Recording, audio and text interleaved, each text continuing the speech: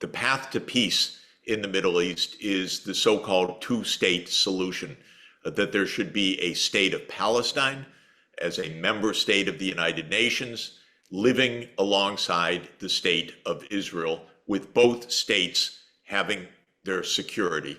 And this two-state solution is the only way to peace, because there are two peoples that have been essentially fighting over the same land for many decades. So why doesn't it happen? It doesn't happen mainly because Israel rejects having a state of Palestine next door, and the United States has backed Israel in its rejection of a state of Palestine. Now, this sounds strange. How could one country object? This should not be the decision of Israel. This should be the decision of the world community to end this hot war, which is now also killing tens of thousands of innocent people in Israel's assault on Gaza. But under the rules of the international system, the creation of a state of Palestine as a UN member state depends on a vote of the UN Security Council. That vote was first proposed already 13 years ago, when the Palestine Authority proposed membership in the UN. When an entity proposes UN membership, it goes to the Secretary General of the UN, and then the Secretary General clears it and sends it to the Admissions Committee, which is essentially the UN Security Council itself. This happened back in 2011. And at the time, Admissions Committee said, well, Palestine meets all the criteria for becoming a UN member state. But Israel didn't want it. Israel wanted to rule over the entire territory.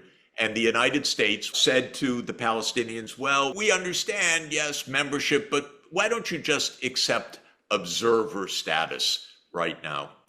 And the Palestinians, who are vulnerable and weak, said, okay, if the US says so, because the US promised it will soon be followed by membership. That was yet another lie of many, many lies over many decades. So 12 years later, in the context now of a massive, cruel, war crime-ridden destruction of Gaza by Israel, the Palestine Authority said, look, we made this application. We renew the application because it was accepted. It wasn't dismissed. It wasn't rejected.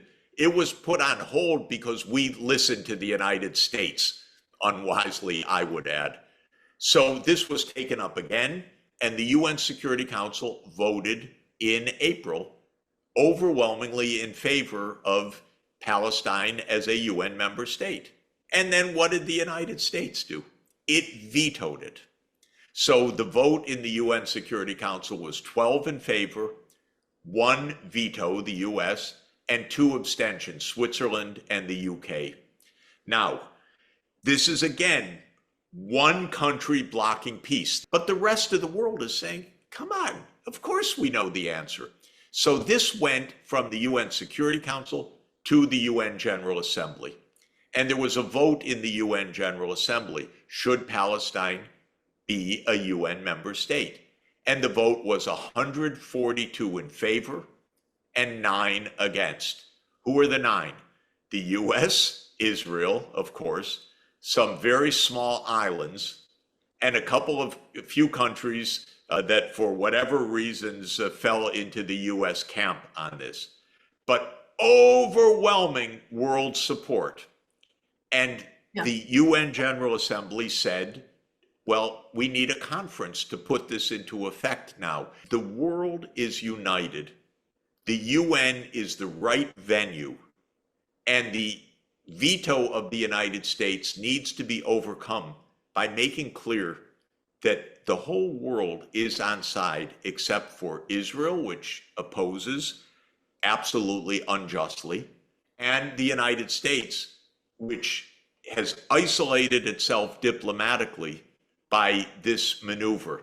In May, the Arab League countries met in Bahrain and had a very good declaration, the Bahrain Declaration, which said, we're ready for peace, We're ready for normalization with Israel, but it must be based on the two-state solution. And this is a peace offering. This is the way to peace. And at the end of that meeting, the King of Bahrain went first to Moscow to discuss this with President Putin. And then he came with the Arab delegation that met with President Xi in Beijing. And the King of Bahrain, carrying the Bahrain Declaration, said, here is the path. So my recommendation is that China strongly support a UN General Assembly backed global conference so that the world opinion is very clear, so that no country has a veto against world opinion, so that it can become clear to everybody that blocking the two-state solution is actually blocking peace.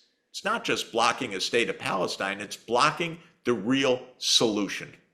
And in this area, China will, of course, be on the side of the vast proportion of humanity, on the side of the Arab countries, the side of the Organization of Islamic Cooperation, the side of the non-aligned movement countries, the side of the G77 countries. The US will be diplomatically isolated, but it deserves to be if it's on the wrong side of global opinion. And this is what we need. We need peaceful ways to show that rational, decent thinking leads to a particular solution. We don't need wars for this. We don't need more violence for this. We need to show that the world is united for peace and that that's not even against Israel. That's for Israel's security. But Israel cannot continue to rule over millions of Palestinian people. That's not acceptable. That's not a way to peace.